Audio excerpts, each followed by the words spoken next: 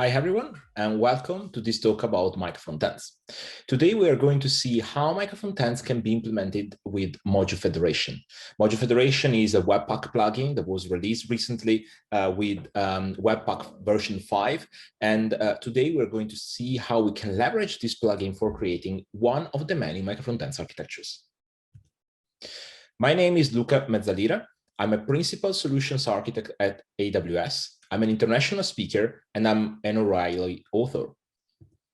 So let's start with the definition of Micro-Frontends, because I believe it's very important to understand what Micro-Frontend mean and what the difference between Micro-Frontends and components. So first of all, Micro-Frontends are a technical representation of a business subdomain. They allow independent implementation with same or different technology choice, and they minimize the code share and they're owned by a single team. So as you can see by this definition, there are quite a few key parts that are highlighted because I believe that it's very important that we understand a bit more in depth what Micro-Frontends means. So first of all, Micro-Frontend is a representation of a subdomain. So if you're familiar with domain-driven design, Micro-Frontend is a representation of a business subdomain. Obviously, if you think about a very complex platform like Netflix, for instance, in order to deliver their the main domain, that is basically a video on demand in any device at any given point of the day for everyone. The idea is that the domain space is pretty complex, therefore we need to split it up, and therefore we start to create subdomains. For instance, a subdomain could be the customer support, another one could be the catalog, and those are smaller parts that are easier to fit inside the head of an engineering team, and also is easy to reasoning about. So those are key because Micro-Frontends should represent a business subdomain. And the main difference between Micro-Frontends and a component is that the components are trying to solve a technical problem. Micro-Frontends are instead resolving a business problem. They allow independent implementation. That's another key thing. So Micro-Frontends should be delivered independently, and therefore, when the moment that you start to see that you deploy multiple Micro-Frontends at the same time every time, probably you need to revise your subdomains and your boundaries. They may use same or different technology choices. So often you see online that people are saying the Micro-Frontends are there because people want to create, want to use multiple UI framework. In reality, the same best practices that can be applicable to a single page application, for instance, are applicable for Micro-Frontends too. So it's very, very important that we highlight the fact that it's for performance reason, it's better to have one technology only for all your Micro-Frontends. Now, it's true we want to be independent, and there are situations where maybe you want to provide a bit of flexibility for your teams. Classic example is when you are migrating a single page application, a legacy application in general, from one framework to another one. And Micro-Frontends helps you to do that because you can iteratively replace part of your application without any problem, because slowly but steadily you can upload in production and then retrieve metrics that will tell you if you're going to the right direction. They minimize the code share. That's another key thing. When we talk about minimizing code share, we are thinking about the fact that if we share too much code between Micro-Frontends, considering they are independent, you may risk that you have too much coupling between teams. In reality, you want exactly the opposite. You want to optimize for speed and independence. So it's very important that you minimize the code share. For instance, a design system is definitely a good thing to share, and logging and observability libraries as well. But in general, I would say think twice before you want to share some code. Finally, ownership by a single team. The ownership part is very key. It doesn't mean that only one team should contribute on a Micro-Frontend. Every team could contribute to a Micro-Frontend. However, the team that is responsible for operationalize that Micro-Frontend, therefore responding when there is a call at 4 a.m. in the morning because there is a bug in production, should be entitled to decide if a piece of code should, a pull request should be merged inside the code. So if we go in more practical way, micro-frontends are this. So you have like an application where you start to have for instance, a single page application where you start to have the entire code base and the entire business domains inside it. And then you start to take every single business subdomain and then split it up. It could be that you end up having multiple subdomains in the same view. It could be that you have one subdomain per time. And we will see later on how to implement that with module federation. So I created what I call the Micro-Frontends decision framework for making sure that everyone would be capable to design and implement a Micro-Frontends strategy and architecture, having some key pillars that you can apply on your design phase. So the first one is define. So you need to define what a micro-frontend is. As I said, you can have one micro-frontend per view, or it could be that you have multiple micro-frontends per view. It depends how granular you want to split them. You need to think about how you are going to compose micro-frontends, and therefore you want to compose them at the client side. You want to do a server-side rendering, server-side composition with server-side rendering. Do you want to use edge-side composition with edge-side include? That is a markup language that is usually used inside certain CDNs. So there are several options, and today we are going to see one of them. Now, routing is another important thing. How do you change views? It depends how you are going to compose that. So if, for instance, today we're going to see a client-side composition where a module federation will load these micro-frontends, and then the routing part will take care about changing from one view to another one. Finally, how micro-frontends are communicating. So when you have multiple micro-frontends in the same view, you need to think about a way to communicate that is decoupled between maintaining the encapsulation of the micro-frontends inside your view. Therefore, for instance, you're not going to have a shared state. You're going to use solutions like an event emitter or custom events, for instance.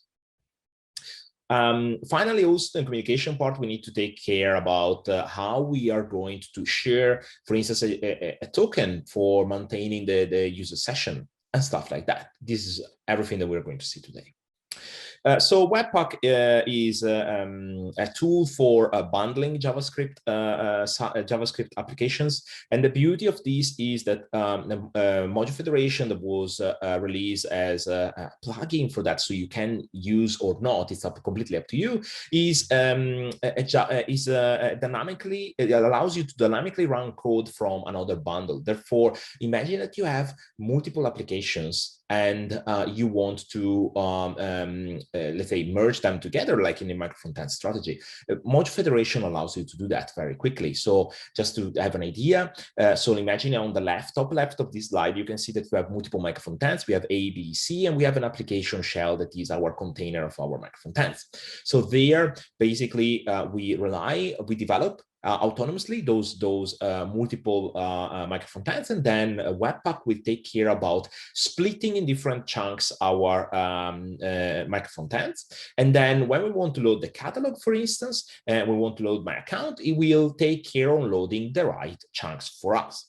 The beauty of this is that because our JavaScript chunks are static, you can deploy easily inside an S3 bucket. For instance, if we're talking about AWS with the CloudFront distribution that is serving this, so it's highly cacheable. But moreover, the interesting part is that the heavy lifting that is done by Webpack with Module Federation is that it's taking care also to share the code if needed. So for instance, if we load for the first time my account, we are going to load just the chunk 14 and 33 once, and we are not going to load on the other side, and the opposite. So the beauty of this is it's taking care about handling the key chunks, and then you will load just enough JavaScript for running your application. So before we jump straight on a demo, we need to think about, let's say, a bit of the anatomy of a Module Federation. So usually Module Federation has two key constructs. The first one is a remote. Basically, a remote in our case is a micro-frontend. So it's the code that we want to load. So in this case, as you can see, we have a name with module federation plugin that is to be defined inside the Webpack configuration. And you define a file name that will be the file name that will be retrieved by the host, that is the other key construct, or that is the container of our MicroFrontends. In this case, is the application shell. And then what we are going to have is how many modules we want to share for the host. So in this case, it can be as simple as a component, or as complex as a micro-frontend, or something in the middle, maybe a library, like you want to use an observability library that you want to share with other micro-frontends. You can do that with module federation. The beauty of this is that you don't have to discriminate between a shared library or a micro-frontend or a shared component. Everything can be done with the module federation very easily. Moreover, you can also define what dependency you want to share. So for instance, in this case, as you can see, we have React and React DOM, and then those dependencies are shared across the host and the remotes. And therefore, in this case, between application shell and then the micro-frontends. The great thing of this is that we are basically describing which modules will be shared and which dependencies will be shared, and therefore module federation will take care on loading that just once, especially because we have this singleton equal to true. This is an advanced API of module federation that basically is forcing module federation to load just once this version. Moreover, if we look at the host, how it looks like, the configuration, we have the name, that is application shell. Then we define where the remote is. In this case, as you can see, we have a list of remotes to load that in this case is just sign in, and we can specify the URL and what is before the hat in the string assigned to the sign in object. As you can see, there is the name sign in, that is basically the name of the component that micro-frontends we are going to load. And then what we have here is the shared dependencies. Again, we need to specify in all the remotes and the host as well, all the dependencies that are shared. Obviously, that means if you have another version of React, potentially you can have living alongside the other micro-frontends that are using the same React version. Module federation will take care about encapsulating that dependency and avoiding potential clashes between dependencies. So what we are going to see today is this demo that is composed by these three views. So I try to create a high-level diagram just to provide a bit of insight here. So we are going to have an application shell that is a container of our micro-frontend that will have a sign-in micro-frontend first. And when we sign in, we are going to have a catalog micro-frontend that will have an internal routing for handling the catalog details. Therefore, as you can see, we're going to deal with two routes. So the first routing is a global routing, that is the one that is relying on the application shell to move from the sign-in to the catalog. And then we have an internal routing that will happen inside the catalog micro-frontend. And then, moreover, we're going to have a third view that will be called my account, that will be loaded inside the application shell. And finally, what we're going to have here is two micro-frontends loaded at the same time inside this host that is called my account. So as you can see, it's very flexible, and currently we need to bear in mind that this flexibility sometimes could be also a drawback of module federation, because obviously if you start to go too granular, you can risk to have hundreds of micro-frontends that it could make your life very complicated. If you think about microservices, for instance, nano services were quite a challenge to manage, especially when you have hundreds, if not even thousands of them. Therefore, you need to find the right size for micro-frontends as well. So let's move to the application, that is this one. So this is our application, and in our application, as you can see, we have our sign-in page, as we described before.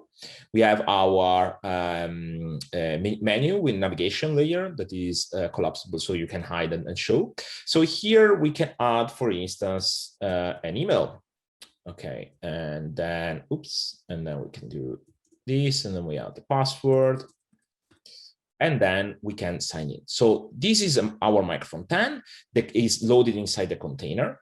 And then when I click sign in, I go to this page that is basically my t-shirt shop. So here, as you can see, I have different elements. I can also drill down inside one of the t-shirts and say, okay, I want to see this one. I'm routing. You see here that you have shop/product and the product ID that is displayed here for showing in the URL as well as in the page. So we have now two routes. We have the global one and the internal one for the shop. Moreover, now I want to show you, for instance, that I can go to my account. So my account here, as you can see, I have the two Micro-Frontends. This one is the account details, and this one is the payment details.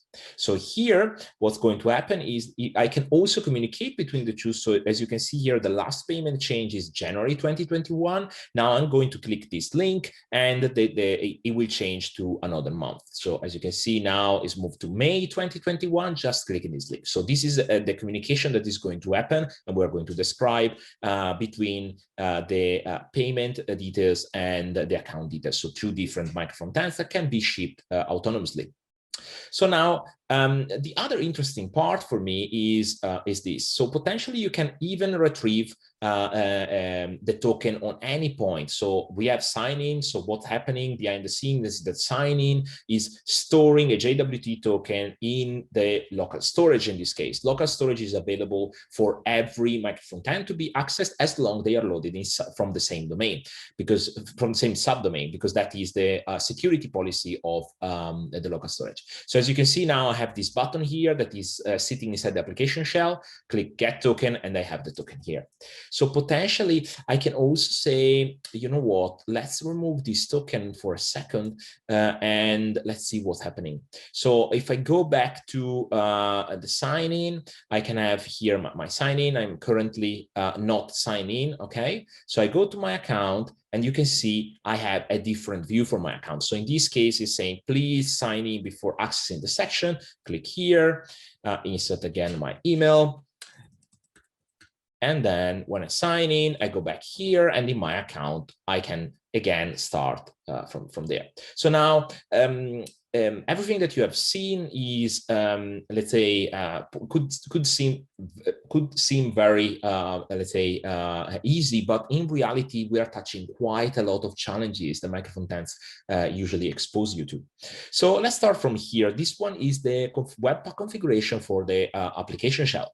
So here, as you can see, I'm going to describe a bit how the configuration works. So I have an entry that is my index JavaScript file, that is the entry point where then Webpack is taking care of creating all the different chunks. I define the mode that is development at the beginning. Then I specify when I want to go to production. These different modes are going to optimize your code differently. Then I have I want to define where my dev server, that is another feature of Webpack that allows you to spin up a server for testing locally, and where to find the file in which port is going to be available, where is the output should be put.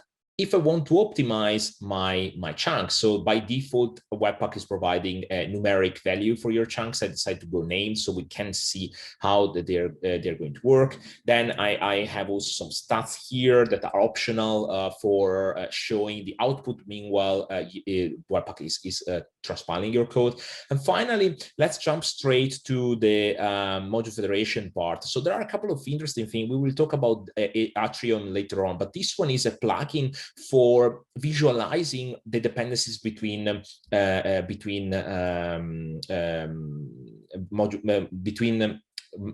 libraries and Micro-Frontends shared with Module Federation. Moreover, here, as you can see, I have my different Micro-Frontends. So I have my account, sign in, and catalog that are retrievable from this URL. And here I have the ID that identify the different Micro-Frontend. Here I have all my shared libraries, all as singleton, because I want to load just once. And this one is another plugin for creating an HTML page where it's going to wrap my application shell in this case. So if you go to the application shell, folder. There is another important thing that we need to bear in mind. So the best way and the suggested way to load and to the entry point of module federation is, let's say, using an import that of a bootstrap file, and that will basically load the, in this case, React application. This is because in this way, Webpack will know to load asynchronously your application, and therefore it will load your application in this way. You can also decide to go synchronously. However, obviously the initial chunk and all the derived dependencies will request more effort to download, more kilobytes to download at the beginning of your application. Moreover, when we go to our application here, as you can see, I have a very simple application with the router, and everything is wrapped inside the main. The main is basically in our application, this navigation panel here plus this header here. This is used with Material UI, that is a design system that you can use for your application. The interesting part here is not all the different things that are needed for creating that that UI in the application shell, but is basically a couple of other things. So first of all, here is how I'm going to load, lazy load my Micro-Frontends. So as you can see here, I specify where to find my catalog. In this case is catalog/catalog. So it's basically the ID plus the entry point that is exposed by the catalog Micro-Frontend. So the first one is the ID, the second one is the file that is exposed by the catalog Micro-Frontend. The other interesting part is this. So I created this function that is called render MFE, where basically is passing a Micro-Frontend. It could be either catalog, sign in my account, and depends from the global route that is the user is hitting. And then based on that is loading a Micro-Frontend, and is lazy loading a Micro-Frontend. And therefore we load this Micro-Frontend only when when the application is requesting that. So when the user is requesting that. Another important thing to remind that is very key when you're using a design system in Micro-Frontends, you need to find a way to decouple the or create a unique CSS class names, and that is very key, because otherwise you're going to have a potential clash on the names. Therefore, one key thing in Material UI is implementing this way, but in general, the recommendation that I have is always prefix your class name with the name of your Micro-Frontend. In this case, is Upshell. You will see later on that every Micro-Frontend is as his own prefix. That is very important to avoid undesired outcome when at runtime when we are loading different Micro-Frontends. Apart from this, all this stuff that is less important, because basically is how we are going to create our UI. This one is the part that is very key. So this one is the global routing. So as you can see here, I have I'm using React router, and then here I specify my route, and I have my account, I have shop, I have and I have the default one that is sign in. Every time that the user is hitting one of those routes, I'm going to call the function render Micro-Frontend that is going to load inside this place basically my Micro-Frontend that is lazy loaded. So far, so good. So now let's move to the next step. So the next step for me is showing you signing. So sign in, let's see how it looks like. So in this case, the configuration of signing for the module federation is this. So again, we are going to share all the different libraries that we want to have as singleton, and then we are going to expose our Micro-Frontend. So in this case, we have inside sign-in, we have this file here that contains, again, is create generate, so the prefix that I want to use for the CSS. Then I'm going to create my Micro-Frontend that is basically the sign-in system that we have seen. So here, the only thing that I want to catch your attention is this. So when I want to sign in, as I said, I take a fake token, and I create just this fake token, a JWT token, and when I assign assign that as in the variable token inside the session storage. So this is a very key part, because the moment that you're using, you want to store a token, or you want to store some key settings for your users, using cookies or session storage is the best way to do that. Otherwise, if you want to pass just ephemeral data, that could be, for instance, the ID of a specific product that was used by a customer, was selected by a customer, you can use easily a query string. But in this case, we want to store a token that will be persisted for the entire session of a user, and therefore we are going to use this construct. Then when a user is signed in, then we move to the catalog. So the catalog, again, we see quickly the configuration name. We have again the remote entry. This is the file that is exposed, and therefore, as I said, ID slash file that is exposed, and that's why it was catalog/catalog. And again, what I'm going to show you here is, in this case, the interesting part is the internal routing. So here what I have is my catalog that is a routing that is here, and we have the local routing in this case of this Micro-Frontend, because it's composed by multiple views. So usually when you have one Micro-Frontend loaded per time, it could end up that you have multiple views to handle, and in that case you can use this construct where it's based on its path. In this case, is the catalog path. You can have like /products, is shop. This one was shop, and when a shop is loading the home view, and then when it's here, you can have shop/product/product ID. So here, as you can see, that we are treating the views more or less in the same way like we're doing with Micro-Frontends. So we append the component that we want to show in this specific area of the DOM.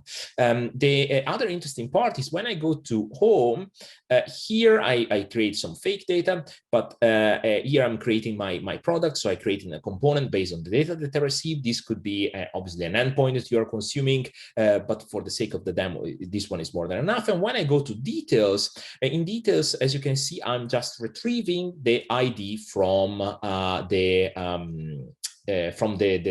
route that the user is going. Therefore, what happens here is basically retrieving from the ID of the URL that was selected by the user, and then based on that, you can, here I'm just displaying the ID, but potentially you can perform a request to an endpoint for retrieving the data to populate these details, and so on and so forth. So a lot of freedom where you can do.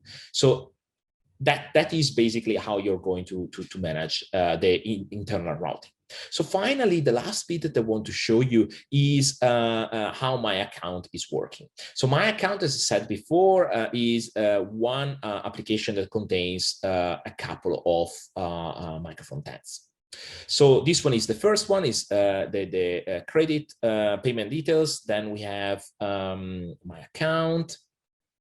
Let's start from my account. So let's start from my account, and in my account, what we have is loading two Micro-Frontends. So the my account Micro-Frontend is in reality a host.